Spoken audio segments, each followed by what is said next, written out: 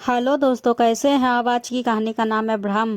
कैसी गवार बहू लाई हो भाभी, कम से कम हमारे खानदान की इज्जत का तो ख्याल रखती। ये तो हमारी सोसाइटी में बैठने लायक भी नहीं।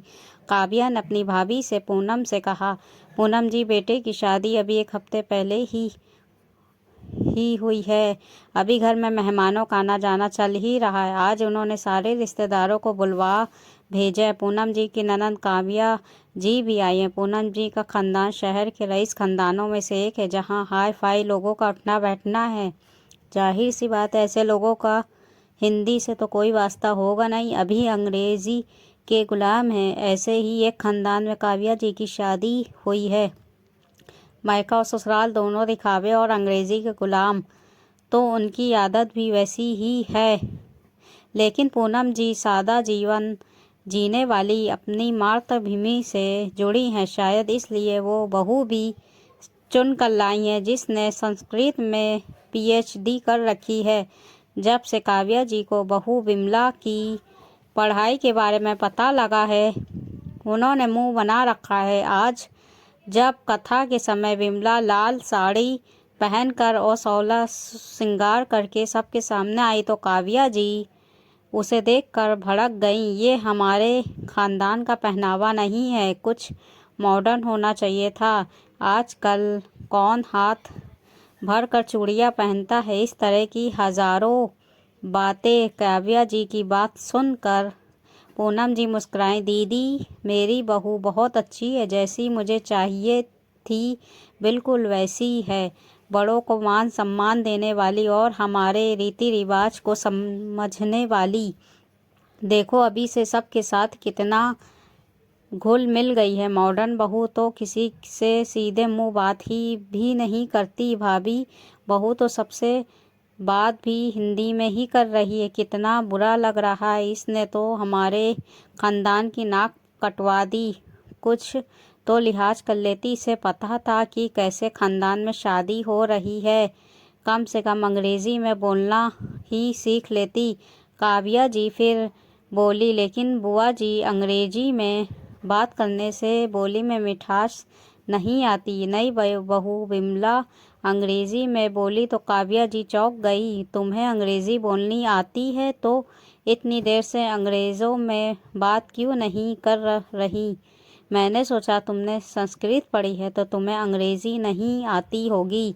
काव्या जी खुश होते हुए बोली, क्योंकि मुझे अपनी मातृभाषा में बात करना अच्छा लगता है। हमारी मातृभाषा ही है इतनी खास। अंग्रेजी में वो मिठास, वो प्यार कहाँ? विमला जी ने प्यार से कहा, जैसे हिंदी के प्यार में खो गई हो। अच्छा, ऐसा क्या खास है तुम्हारी इस हिंदी में जो हमें नहीं पता? हम सबको भी तो बताओ, तो हम तुम्हारी बात माने।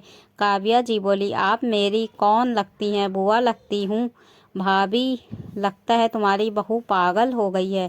काव्या जी झुंझलाई, अगर मैं आपसे अंग्रेजी में बात करूंगी तो आपको क्या कहकर संबोधित करूंगी? आंटी? और क्या?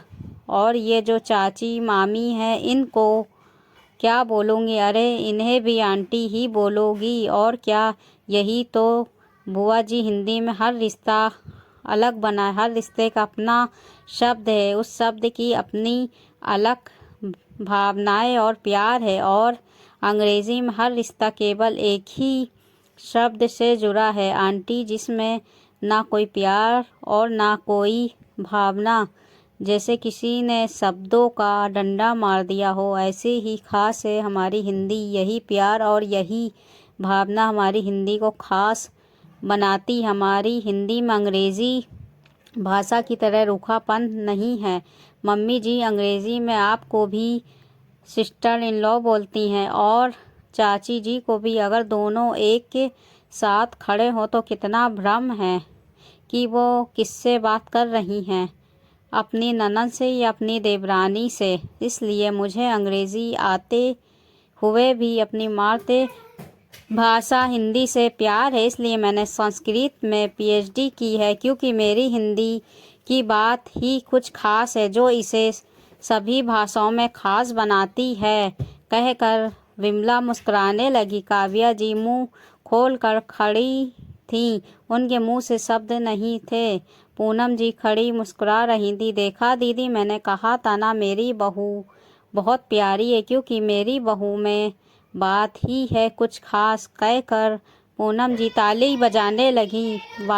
वहाँ बैठे सब लोग विमला के लिए ताली बजा रहे थे। उसने हिंदी की खासियत को इतने सरल शब्दों में बता दिया कि कोई सोच भी नहीं सकता था। तालियों की आवाज़ से काव्या जी होश में आई। उन्होंने विमला को गले से लगा लिया। मुझे माफ़ करना बहू, मैंने तुझे और अपनी मातृभाषा को गलत समझा। मैं अब तक के दिखावे की दुनिया में जी रही थी। तूने मुझे भावनाओं की भाषा समझा दी। विमला भी बुआ जी के गले लग कर खुश थी कि वो अपनी बात समझाने में सफल हुई थी। दोस्तों, ये कहानी कैसी लगी? कहानी अच्छी लगी हो तो हिंदी कहानी को लाइक, सब्सक्राइब, शेयर ज़रूर कर दीजिएगा। मिलते हैं अगली कहानी को साथ। तब तक के अपना ख्याल रखिएगा, दुआओं में याद रखिएगा।